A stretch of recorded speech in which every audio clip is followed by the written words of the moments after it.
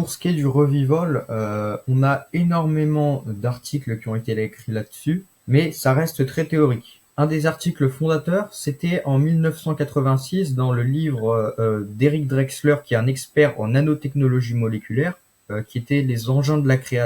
les moteurs de la création, où il expliquait tout simplement dans son chapitre 9 sur la biostase, comment la nanotechnologie, comment en fait on va pouvoir rétrécir les dispositifs et les ordinateurs au point de pouvoir créer des machines des milliers de fois plus petites que des cellules, des assembleurs moléculaires, qui vont arriver par milliards dans les cerveaux humains préservés, et réparer les neurones un à un, ressouder les axones qui ont été brisés, réparer au niveau des synapses, reconnecter les synapses, reconnecter tout le corps, et réparer en fait. La clé du revival, c'est vraiment ce qu'on appelle la nanotechnologie moléculaire. Si vous allez sur le site Cryonics Archive, vous trouverez énormément d'articles sur le revival à la nanotechnologie moléculaire. Mais si vous vous intéressez aux procédures de réanimation, un expert en nanomédecine qu'on appelle Robert Freitas, qui est un des plus grands génies de ce siècle, selon moi, a écrit en 2022, à 70 ans, un livre qu'on appelle Cryostasis Revival, et c'est à ce jour l'étude la plus complète. C'est le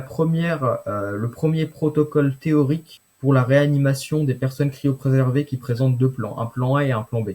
C'est un livre en anglais de 700 pages, vous trouverez le PDF gratuit sur internet, et ça explique en général comment des nanorobots médicaux vont réparer le corps. Le plan A, ce serait de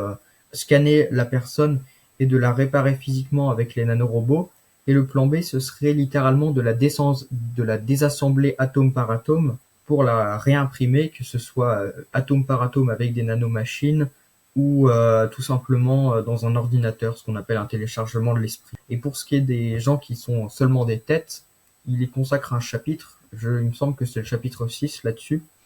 où il explore toutes les méthodes pour faire retrouver un corps aux patients neuro.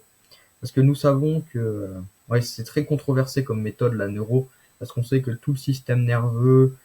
le nerf vague, les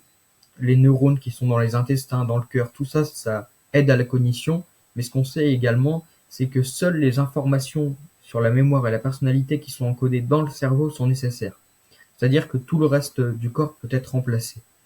Et on peut utiliser une de vos cellules souches